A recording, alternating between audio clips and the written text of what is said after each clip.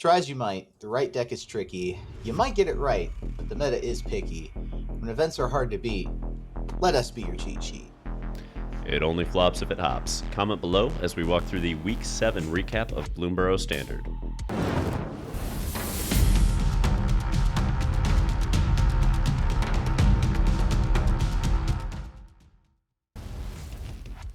Alrighty folks, this week we analyzed a whopping 10 major tournaments in Standard, giving us 80 top 8s to parse through, and wouldn't you know it, we have Slickshot back on top, giving us the worst bird-based PTSD since Avian Flu 2, Cattle Boogaloo.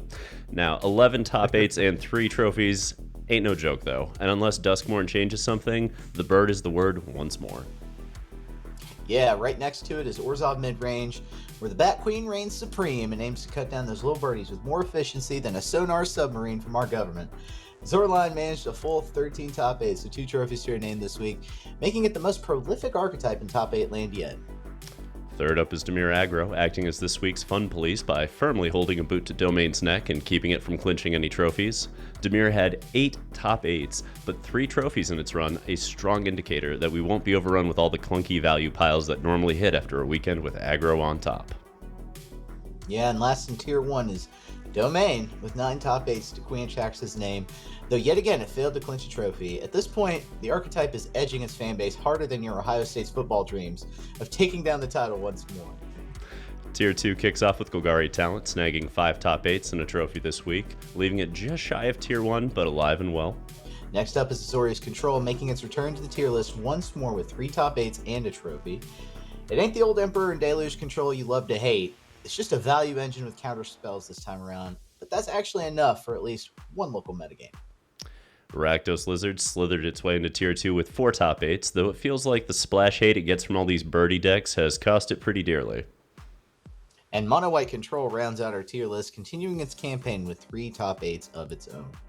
Over in Brewer's Corner, I'll be covering Otter Storm and Sultai Legends. And I'll be covering Temur Ramp and Sultai Roots. But first, on to our Tier 1 archetype breakdowns, starting with Gruul Slickshot. Jarvis Me clinched the 3rd trophy for Gruul Slickshot this weekend with a build that once again highlighted the power of Heartfire Hero in the 12 mouse package. So let's talk a little bit about what they did right here.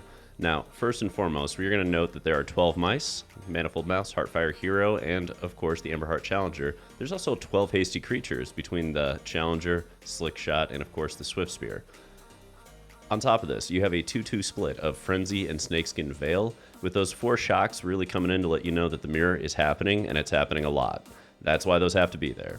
Now, the 3 Paw Patchin formations sitting in the sideboard let me know that we are terrified of temporary lockdown, and also ready to blow up those Archangels of Wrath and other various flyers like Dust Animus, Soraline, Deep Cavern Bat on occasion. Or you can just, draw a card, get a food token, and keep going on your merry way. Regardless, this archetype is sticking around. It's going to be here, and it only gets better after we get Duskmourn. So we're going to ask the same question with each of our lists today. What are some new cards from Duskmourn that this deck can pick up? Alrighty, folks. So you're going to see it pop up on the screen here, but Leyline of Resonance is probably the biggest card that we're going to get out of the new set. This allows turn 2 wins. For those unfamiliar with how that works, you're going to get a Leyline on turn 0. You're going to play a turn 1 Heartfire Hero. Your opponent is going to play a tapped land because they're Domain, and that's how it goes. And then you're going to untap, and you're going to play Monstrous Rage and turn Inside Out, the other new card that's going to be popping up right now on your screen. This is going to work with Leyline to double target Heartfire, okay? So you get Monstrous Rage or Turn Inside Out to double target, which will pump Heartfire up to 7. You're going to swing for that 7. Then you're going to go ahead and fling it with a Callous Sellsword, which is going to deal 7 points from the Sellsword and 7 points from the Death Trigger that comes off of Heartfire Hero. That's 21 points, turn 2. That's coming to Standard in about a week. Good gravy. Oh man, Beatdown City's coming. Y'all beware. The aggro is only getting more aggroer. So let's step away from that for now. Let's give me the creeps. And let's talk about Orzhov Midrange. Ale MTG took down the 234-player MTGO Super Qualifier with Orzhov Midrange, reminding all those Slickshot players out there that there is a mid-range deck out there ready to eat them up for breakfast. Let's talk numbers. So first and foremost, I love that this deck is playing Legions to Ashes. It is amazing right now. Let's remind ourselves that this will hit Offspring copies. So if they go Manifold Mouse and grab that extra copy off Offspring, for 3 mana, you clean the whole thing up. That's fantastic right now. The Exile is also super important given what Heartfire Hero does on a death trigger. Exile-based removal is going to be at a premium going into Duskmourn. Make sure you know that. Now, there's 15 pieces of early disruption, and 4 of those pieces scale between the Virtue of Loyalty and the Virtues of Persistence. It's also hedged really hard for aggro on mid-range in the pre-board, as you can tell from the main board lockdowns. And of course, we have main board Beza. We have so many removal spells, but no duresses in the main. That'll let you know that this is just completely hedged for the Slickshot meta. Again, what can Orzhov hope to pick up from Duskmourn? It's kind of an interesting question because Orzhov has so many different tools that it can grab, but I think the first piece it's going to get off the sideboard is going to be Exercise. And it's going to be a critical piece because you no longer have to like finagle how you're going to deal with Urabrask's Forge without losing too much on the removal end. Now you also get Exercise, right? You get Unstoppable Slasher if you want it, and I don't know that it does, but it's possible that this deck will. And last but not least, you get Come Back Wrong, which to me is going to be fantastic when you're going up against those domain piles, and they're trying to, and Reanimator decks that are going to come in, because Reanimator is absolutely coming with Duskmourn, folks. When it does, being able to blow up their big reanimation target and grab it yourself for a turn, swinging in, feels great. Feels great. So I think it gets a lot of different tools. It's just a question of which ones do you actually want. I like the idea of Come Back Wrong, especially for Reanimator. You highlighted one of my favorite pieces so far. But yeah, lots of new toys coming for both these decks so far. Let's go to our third list here. Dimir Aggro. Remph was back at it again with Dimir Aggro, taking down a 43-player MTGO challenge last Saturday. So let's look at what shifted. It's not a lot. At this point, we're late in the meta. Duskmourn hasn't quite hit, right? But let's look at this little Anoint with Affliction. This is a card you're going to want to remember going into Duskmourn when those turn 2 wins are on the board, because this exiles Heartfire Hero. Again, dodging that death trigger. It's a premium right now to be able to exile opponent's creatures. There's no Mockingbird this time around, which tells me that, again, we are hedging this a little bit harder for aggro. We're trying to get more disruption in the early game, and we're not trying to grind quite as hard. But once you get to the post board with this list, you're going to note that there are sweeper, sweeper, sweeper, sweeper, sweeper. There's a lot of sweepers. So if you have a swarm aggro strategy as opposed to the Heartfire Hero strategy, we're ready for it. We've got that covered post board. There's also 4 counters and 2 duress to board in, so you have a decent plan against the ramp decks. And that's why this deck has become kind of the fun police of Standard, because it's right in the middle between those aggro decks and those ramp decks, saying no to both. And one of my favorite lists to play so far, right, because it is the fun police, what can Dimir Aggro do to continue that tradition? I think there's a lot of different pieces that you could potentially grab from Duskmourn, but the 3 I want to highlight are, first of all, Get Out. Having that hard counter that hits creatures or enchantments seems like it's going to be key moving forward. And I don't know if it's going to fit in the final build, but I know that I'm going to be testing it out. Silent Hall Creeper is another card that I'm sitting here going, if it sits with a Gix, this is insane, right? Like, you play that turn 2, they don't kill it, you get Gix on turn 3, you're drawing 2 cards. That's nuts. You're going so fast with that card. So I feel like Silent Hall Creeper, if the format slows down, is going to be just dominant in Dimir. Yeah, and I love to play with Gix in this list, so that card definitely appeals to me. Looking forward to that. Let's talk about one of the more dominant lists that hasn't been able to dominate lately because of Dimir. 5-color Domain. So Wata took second place, losing to Remph on Dimir Aggro in Saturday's 43-player MTGO challenge this past Saturday, and let's look at those numbers. Now, the main board, as we can tell, it's been locked till Duskmourn, right? But you've got in the sideboard some massive changes. There's no Obstinate Baloths. The shields are down, folks. Lily can come back and dominate everybody again. I didn't think we'd see this until Duskmourn, but we're already seeing people just say, nah, they're not going to risk Lily. We got to get those sideboard slots back. And to that end, we're back on this triple Tishana's Tidebinder plan. there's only one Beza too in the sideboard. Like, this list is trying to get under faster, and it's trying to deal with mirror, I think, to a degree, with Tidebinder, so that you're winning that Jace war. So I like where this is positioned, but at the same time, it's a much higher risk. Like, you are just banking on Lily not being a problem card going into the post-board games, and that's a hell of a bank to have. Yeah, as we see, it did not pay off in that finals match. But what can Domain do to shore itself up with Duskmourn? I mean, we know that Overlord of the Hauntwoods is coming in. The Overlord that makes Domain run immediately with just the very first 3-mana ramp. It's too good to ignore. Domain's going to slot 4 of those in. I'd bet on it.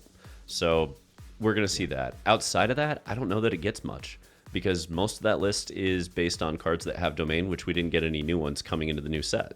So there isn't really any more payoffs that we want. And, like, is there anything better than Atrax at the top end? People are arguing about it. They're saying the Valgavoth, etc. But for my money, Atraxa is still best bang for buck, because that ETB is still drawing you 4 to 6 cards. That's too much value to ignore, in my opinion. Yeah, card advantage is huge. I elevate card advantage as one of the major factors for your deck building decisions. That is definitely something you want to pick up and keep. I don't see Domain dropping Atraxa either. But the debate will ensue, I'm sure. Let us know in the comments what you think. All right, so that's all our Tier 1 archetypes. Let's go ahead and jump down to Tier 2, where I'll start things with Golgari Talent.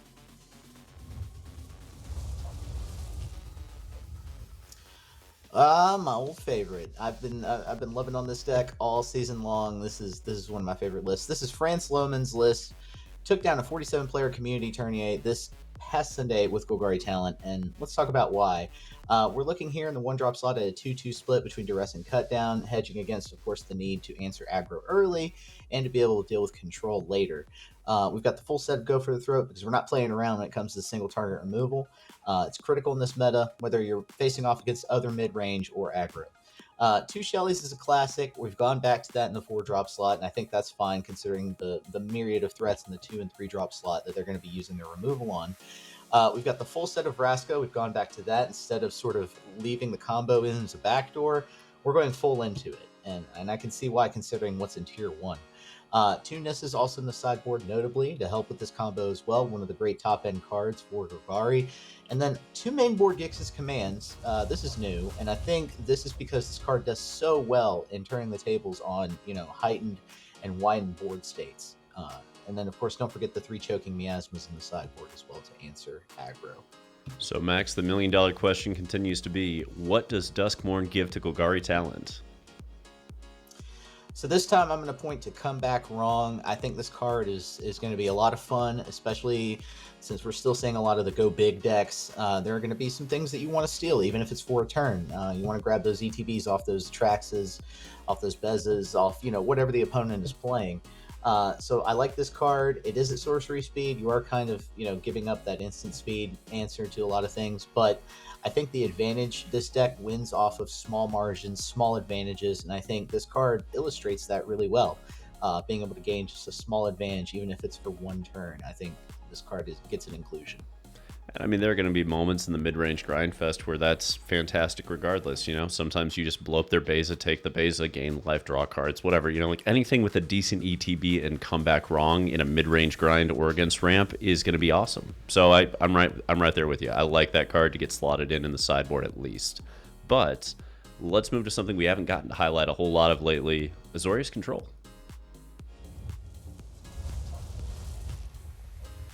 All right, everyone's favorite blue-white avenging deck. Azorius Control is back, and Fletcher Johnson smashed through a 67-player Energy 5K tournament in Louisville, Kentucky last Sunday with Azorius Control. So let's discuss this list and how it found its footing. I want to first point to the 3 Elspeth Smite. I think, as Dark said earlier, and I'll probably have to reiterate again, exile-based removal, the stock value on that is going up. So we're going to be highlighting that all week long across our shows. We're going to be talking about Duskmourn cards, and exile-based removal is a part of that picture. 3 copies of Get Lost, because again, removing key creatures, but also key enchantments is important. 3 steps ahead, I just want to point to that card. Obviously, it's a counterspell, but the ability to copy specific creature spells, things that you're going to want to copy that are also in the deck. The Chrome Host Seed Shark. You got 1 main, 2 in the side. I think that's critical for this list to survive, especially since it's leaning on 4 Caretaker's talents. You're going to want the tokens. Season of the Burrow is just, such a great card, especially the 2 paw mode where you get to exile something. Again, exile-based removal, critical. And finally, I want to point to the 2 copies of Teferi that Azorius is now using. I think that's a good token creator. The tokens you get off that are very valuable. So big thumbs up for including Teferi, one of my favorite planeswalkers in the list. I love that this list went into Teferi, it went into Chrome Host to go with Caretaker's Talent, because these are cards that traditionally have come in off like the sideboard, but they haven't necessarily been included in the main board because they didn't provide enough value. But now that they are basically draw a card every time you do anything with them, yeah, that seems real spicy, especially with Teferi going down to create a token, which immediately draws a card and pumps the token. Like, okay, I see you. That's spicy. But again, what are we getting from Duskmourn for this? All right, so going along sort of those lines, Unable to Scream is going to be the first card I want to highlight. This single blue enchantment aura that basically turns something into a useless, 0/2, no abilities kind of creature. Also, incidentally enough, doesn't allow it to turn face up in case people are still playing with copies of the coat. But Unable to Scream, 1-drop removal, very easy spell to stick on, and enchantments are a little bit harder to remove, harder to counter, especially turn 1. So Unable to Scream. And then I also want to highlight Nico, Light of Hope. Not exactly a planeswalker anymore, right? They've reduced a lot of these planeswalkers to creatures. But for the same reasons that 3 steps ahead, copies creatures, I think this ability to, have the couple of shards out there turn into Chrome Host Seed Sharks, then play Season of the Burrow. Those are huge plays. I like the idea of that play. You've also got Boonbringer Valkyrie, which is a decent card to come in and copy as well. So I expect to see somebody figure out the best way to take advantage of this card. So these 2 are the ones I want to highlight. I mean, Nico flickers the original creature, right? So if you pair that up with a Beza, that gets kind of ridiculous quickly, where you're just like 2 mana flicker Beza every turn, Just kind of nuts when that happens, regardless of if you have the shards. But We're going to move it along and talk a little bit about the other aggro deck that's been put in the corner because of Slickshot, Rakdos Lizards. GYBA made it to the finals of Friday's 61-player MTGO challenge with one of our favorite aggro decks personally here at the Rebellion, Rakdos Lizards. Keeping the feisty little guys alive for yet another week. Love to see it. Let's take a look at what has shifted, which I'll have to admit isn't that much. The deck has sort of settled into what seems like a final form until Duskmourn releases. We're going here in this iteration with only 1 copy of Valley Flamecaller. Interesting choice. I do like the Flamecaller, but going with one of, you're giving up some of those slots for some of these other cards. You're using a full set of Gev. I think Gev is critical to the deck. Really big damage output, so you definitely want to have that out on the field at all times. The full set of Flamecase Gecko. Somebody played this on me the other day where they were able to just dump their hand using that card, and that was crazy. So nobody had done that to me before. I want to do it to someone else, so I'm going to try that out. 3 copies of the Warlock. We typically see lately, right, 2 copies of the Warlock in some iterations, but I think taking out those key cards from the opponent's hand is sort of important in the mid-game. And then I noticed just really quickly in the sideboard that Scales of Shale has sort of cemented its place there. So very interesting to see that card in the sideboard, 3 copies of there. God, I have been blown out by Scales of Shale like 3 times now. That card has really messed with me lately. But, I look at the Duskmourn. We're not getting new lizards that are worth anything, right? We're not getting anything on the creature front. So we're looking at role players at this point. What are we getting out of Duskmourn as a role player that you like? So I just want to highlight a couple of cheap red cards here. Scorching Dragonfire, I believe that's a reprint, if I'm correct. Oh yeah. 3 damage, exile-based removal. Again, that's the stock value that's going to go up. You want to get rid of your Heartfire heroes early. There's plenty of things that you want to respond to at exile with an exile-based removal, and I think this card is going to be key. But also something that's already been highlighted, Turn Inside Out. Just because the Manifest Dread is pretty awesome, actually, and especially with something like Lizards, it's going to be cheap to be able to flip that card over when you Manifest Dread. But also the combat tricks. Combat tricks are always really useful in these low curve aggro lists, and Turn Inside Out is a 1-cost instant speed card, so I like where that's positioned possibly for this deck. Fair. Fair.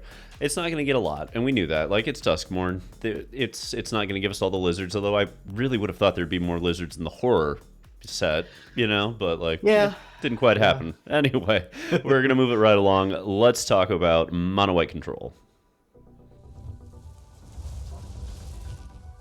Tulio Jodi, forgive me if I mispronounce that, is back at it again, folks, managing a second place finish on Sunday at a 42-player MTGO challenge with mono white control. Now, let's take a look at how this list has changed.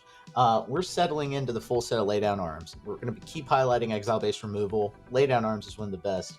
Although you do give up some life, in this shell in particular, you're going to be taking over the game and flipping the script on your opponent regardless of what they're playing. That's what mono white control does best, so lay down arms is a part of that.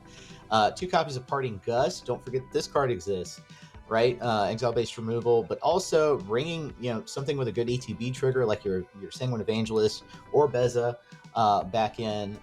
So those dual modes, very cool on one card. I still like Parting Gust here. A good play if you're looking at Elspeth, the Virtue of Loyalty, and then the Eternal Wanderer. 4, 5, and 6.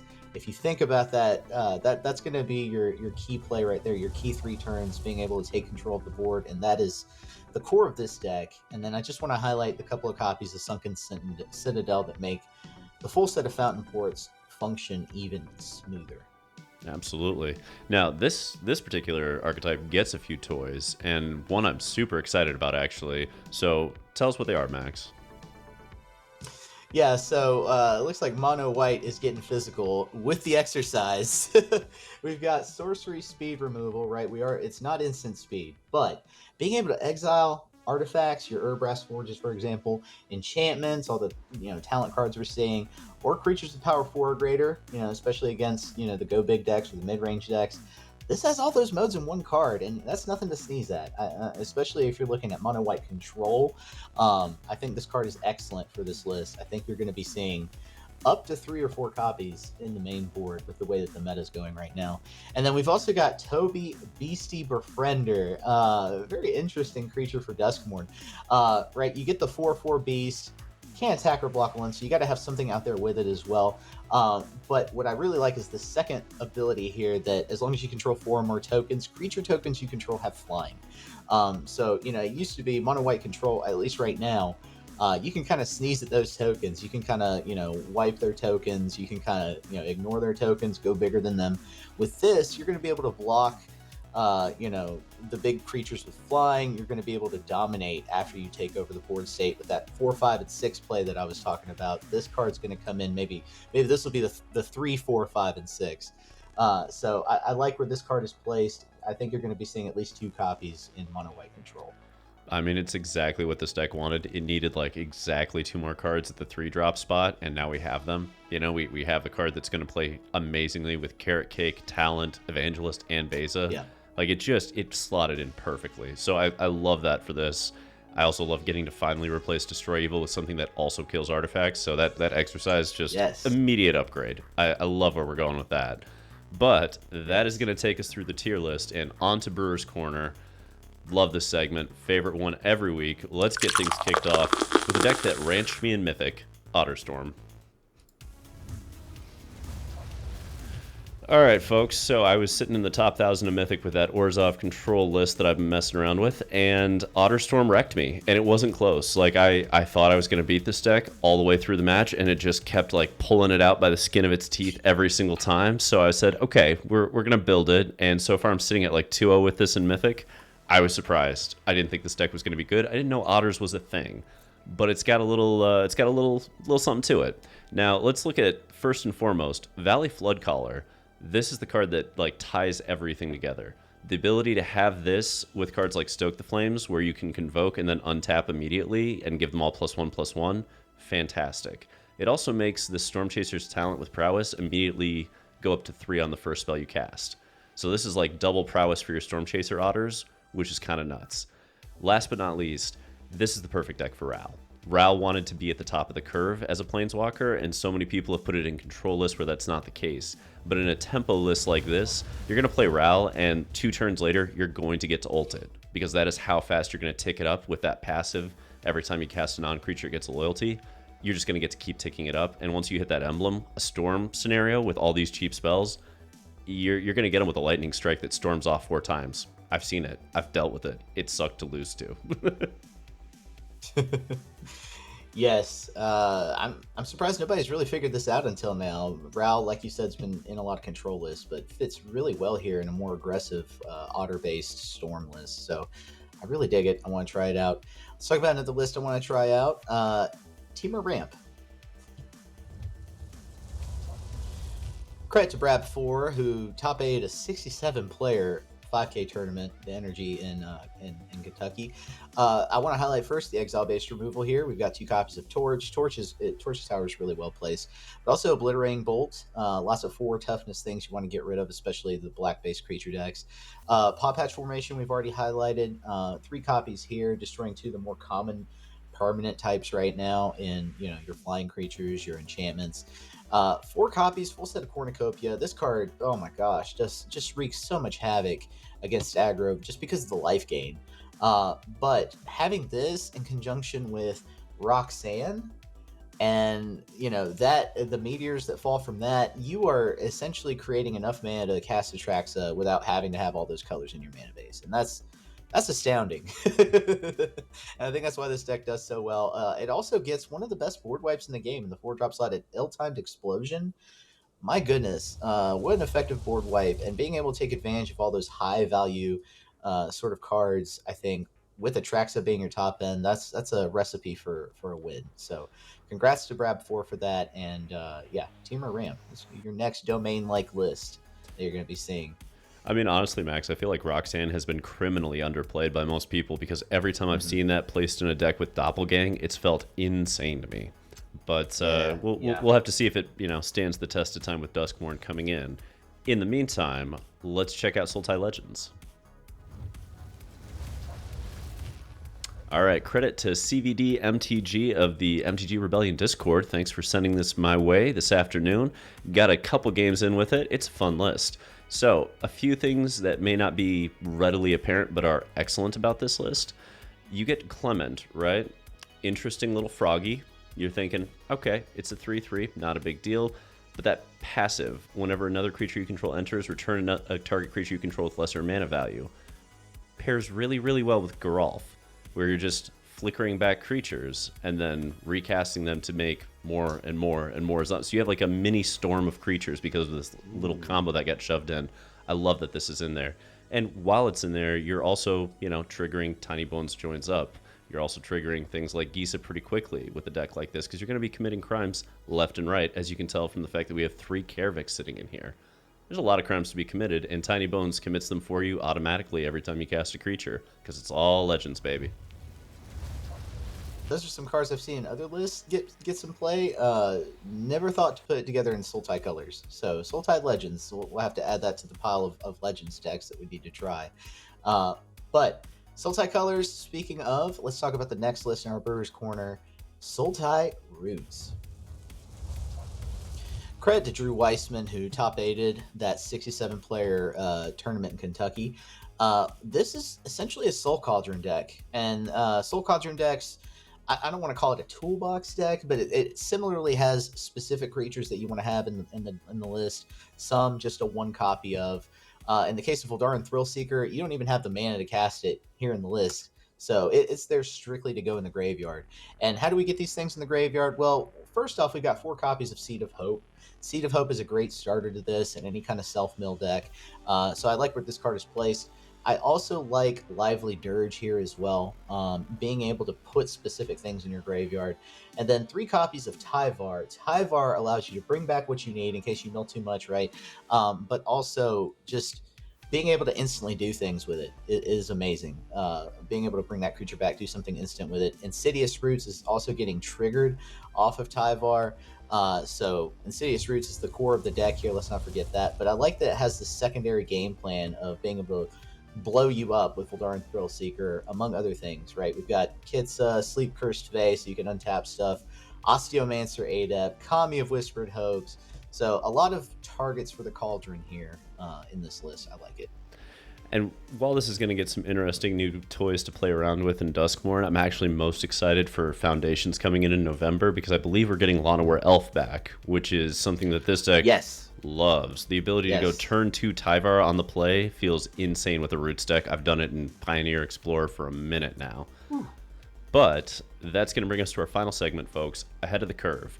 Now, for those just tuning in, we use this segment to synthesize all of our analysis into 2 viable options for you to take to your next tournament this weekend. Now, Max, we looked at 12 archetypes tonight. What are you playing going into the final week of Bloomburrow Standard? So for my choice this week, I chose 5-color domain, specifically because we have to plan for aggro. Aggro is going to continue to show its dominance even through Duskmourn, so we're going to assume it's going to take a large part of the field. We have to have a plan, at least by turn 3, to be able to board wipe, clear things out. And we also have to have a sideboard plan in case the control decks, the go big decks, the mirror match comes out. So how do you balance all those things with domain? We've seen domain get toppled because it hasn't been able to balance all those matchups. First off, Elspeth Smite, exile-based removal, going to be critical. I think 3 copies initially here is going to be very important. I've added 2 threats in the 5-drop slot, Bonehorde, Dracosaur, and that's because we have to have more threats than just the Archangels and your 7-drop slot. It seems like between turns 4 and 7, Domain doesn't do too much, right? Unless it's sunfalling you. So I feel like in the case that you're not sunfalling the opponent, you need to have some kind of threat on that turn. Even if it gets answered, I think that's important. 1 copy of Nissa, I think you bring that back in the top end. Nissa's critical here, not just for the artifact enchantment removal, but because it's a win con. It truly is.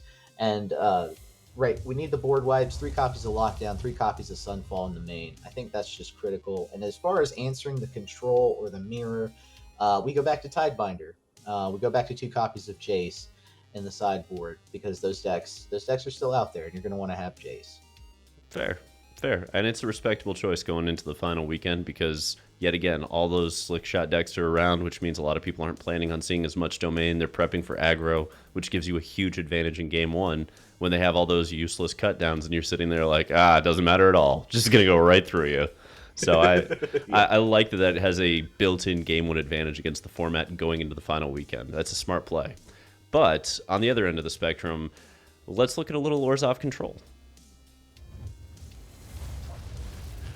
Alrighty, folks, so I'm going to go ahead and be the first to admit I may have tilted a little hard at all the slick shots and mice running around lately and built a deck designed to absolutely destroy them. So anyway, if you're tired of aggro and would like a strong plan for them and other caretaker talent grind fests, here's Orzhov Control. Now, first and foremost, I want to remind everybody that there is a sideboard guide for this deck in the Coffee and Grinders Google document. So if you haven't subscribed to that and you would like to do so, it's available. Not that rough to get. Now, a few fun facts. First and foremost, you know how I was talking earlier about how much I love Legion Stashes? I mean, I really love that card. I'm on 4 of this card. This card has been insane for me in Mythic. It's been fantastic. I also love Combo. People haven't been playing this as much, but I want you to think of it this way. If you play Combo and they play Urabrask's Forge, you win that race. Automatically, you win that race. That's insane. Like, you can race a Forge strictly with a Combo coming into play, and that's all you need as long as they can't kill it. Outside of that, you're going to have your usual anti-aggro pre-board plan, hate on domain post-board plan that we just talked about, how that's going to be favored for domain. Yeah, it is. Like, domain's going to have a pretty easy time going through this game 1, and then the post-board games are, well, they're going to be contentious. Dimir, though, is probably going to be this deck's biggest weakness, so if you expect a lot of Dimir, don't run this. This is not the deck to beat Dimir. This is going to be the deck to beat Slickshot. It's going to be the deck that can outgrind Orzhov Midrange, and frankly, it's going to be the deck that can push right through Golgari Talent. Also Lizards. But it's going to struggle with Dimir, and it's going to struggle with Domain. Yeah, I think the best thing we could advise when you're looking at your local metas, your regional metas, is not to try to beat the whole field. That's going to be a tough task. It's much more manageable to take a look at the majority of the field. If you can pick a deck that tackles the majority of the field, you know, like with these picks we've chosen here, I think you're going to be in a good spot. I think you're going to be in a great spot. So pay attention to what people at your LGS are playing and plan accordingly. Definitely. So that's another week in the books, folks. Thank y'all for supporting us. Special shout out to our members who support the Rebellion by watching these videos all the way through. Thank you very much. Also, thank you to those who've already joined Coffee and Grinders to get access to our sideboard guides. We will be back next week with more analysis. And expect next week to have a brew-tastic episode because Duskmourn's coming out, and you better believe that Max and I have been brewing up a storm of decks. I know everybody thinks once you get to like week 7, week 8 that the meta never shifts, but I promise you, next week you're in for a treat, guys. So don't forget to like, subscribe, and comment on this video. Every single click helps, and it helps a lot. It helps a lot, guys. It means the world to us that you're willing to do that. That's why we respond to every comment you guys make. So until next time, Rebels, untap, upkeep, resist.